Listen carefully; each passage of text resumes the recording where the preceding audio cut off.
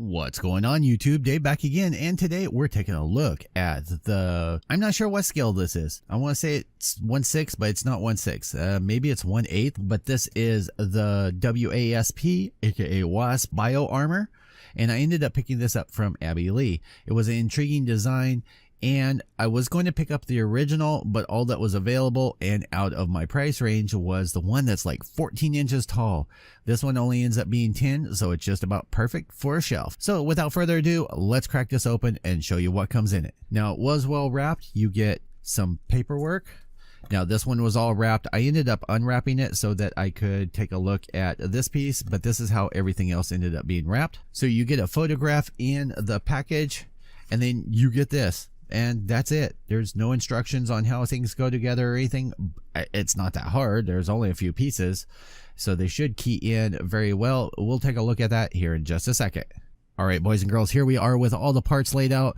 And yes, these are pretty much as bright as they look on camera, being a yellow, mustardy, baby poop yellow. So starting off with this, you do get a base with it, though it is pretty warped. You're going to have to heat that in some boiling water and flatten that out. You can see, yeah, it's warped. I'm not sure who did the casting or production on this. It looks pretty good. I haven't seen the original, though I know the original was a 3D print. I'm not a super fan unless it's in super high quality of 3D printed stuff, because it just ends up coming out kind of funky. So taking a look at the main body itself, you can see there's a lot of great detail that's in here, and I should really prime this so that you guys can see, you know, all the details. There is a lot of biomechanical type stuff in here. If you're wanting to detail it, this is going to be awesome. It does need some cleanup and refinement. I don't know what part is from the casting and which part is, you know, from the recasting. So it looks like in this section right here, these little pieces here are going to go from here to here. It's kind of funky. You can see there's something in the resin there when they ended up pouring it, like it's a mix. It's weighty, but it's not like that Thailand crap. And you do have a seam line that runs right down the center. Most of it is all covered up, and it looks like they kind of pulled an E2046, but not overly grinding it. If I turn that down all the way, you can kind of see right there, it's minor, but there is a mold mark there. And then on the back here, there was one here that runs down. They cleaned off the one here, and I'm assuming that's where probably the pour mark is. But you can see some offset right there. You can see some mold line right there, runs across. The rest of it kind of gets all lost up in here. But these flatter sections, it's not going to be hard to fix that. I do like this mesh-like detail that's on here. Taking a look at the arms, you get a lot of nice detail. These hands, you know, it was really well wrapped. These hands are really cool. I like that. But this will be something fun just to play around with. I'm not feeling like a lot of mold release on here, though I am still going to end up washing it. On the smaller hands, you get some little, I don't know what this is. It looks like something stuck in the resin.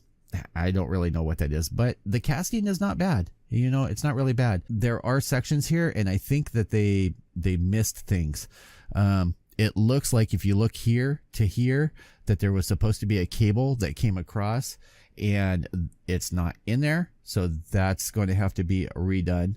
And let me see. And that's the same on the bigger arms too. So I'll find the original, which was a 3D cast, and compare. But I'm pretty sure that there was supposed to be cables that go from here to here over it. Taking a look at the legs here, you can see all the little panels. You know, the definition in between them is soft, but we can use some panel line scribers and to clean that all up. Mold line isn't too bad. There's a fine one. It just runs right up the leg here. You can see more stuff stuck in the resin right there, but it's not bad. It'd be a fun little project. And I'm trying to see if there is more little sections that there was tubes. You can, I mean, I can see places where you could run, like add more tubing and stuff like that for your own details. Like you could run one from there to there, and it kind of looks like there's supposed to be one because there's ports here and here. You get these little hook things. Those are going to have to be redefined, if not completely made new. And then over on here, you have these parts, which are blades for the arms. And then you have these two. I don't know what the reasoning is, unless they were just being nice. They did these, and then they did these in resin. And these are actually kind of crappy. They're warped. They just look really funky. But these here are actually cast in looks like a white plastic, and these are actually really, really well done versus these. So I'm probably going to stick with these, and these might even be 3D printed. It almost has a texture and a feel of 3D printing on here. So I'm probably going to stick with these. All right, so I did some trimming of the pour spout on the leg right here, and the resin was super soft to be able to get off, so that should be easy. It's not hard and fragile. Let's see how this slides into here. All right, so there's a little bit of play. I don't know how much, like I can see a little bleb that's up in the socket in there. And so I don't know that's hindering it.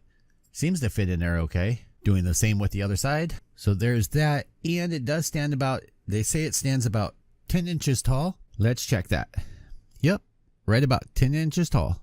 All right, so I have it kind of pieced together. It's just being held together by gravity, but this is roughly what it's going to end up looking like. Blades are stuck in the arms, and yeah, these are much better than these over here. So if you're interested in checking out one of these, definitely hit up Abby. You can find her on Facebook as Abby Lee. Link will be down in the description, and you can find her on eBay as Abby LC. I want to thank you guys all for tuning in. Next time you see this, it should be all primed up and somewhat cleaned up. Maybe I'll do a live stream of working on it. I don't know. If you like this video and you want to see more, hit that like button, hit that subscribe button, leave a comment down below, and I will see you guys all in the next video. Peace out, YouTube.